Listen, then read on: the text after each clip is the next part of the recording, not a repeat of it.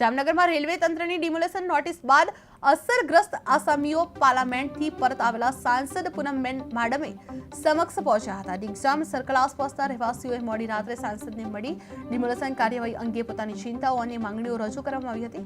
પૂનમબેન માડમે સમગ્ર મુદ્દે યોગ્ય સમય અને સાનુકૂળતા સાથે ડિમોલેશન થાય તે માટે કમિશનર, કલેક્ટર અને રેલવે વિભાગના અધિકારીઓ સાથે સંકલન કરી યોગ્ય નિરાકરણ લાવવા આશ્વાસન આપવામાં આવ્યું હતું.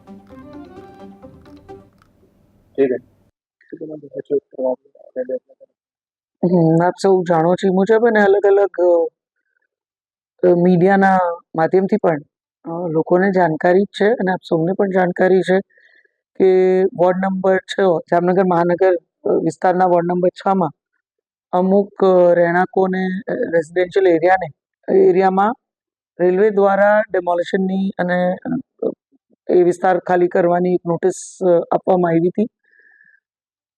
જે અનુસંધાને ગઈકાલથી જ એ નાગરિકોમાં થોડો ડર હતો અને અચાનક જ ડેમોલિશનની આવી નોટિસ આવવાથી સ્વાભાવિક રીતે લોકોમાં એક ટેન્શન હતું, એક ભય હતો અને વૈકલ્પિક વ્યવસ્થા પોતાની રહેવાની ક્યાં કરવી એ દિશામાં પણ સ્વાભાવિક રીતે લોકોને એક ચિંતા હોય.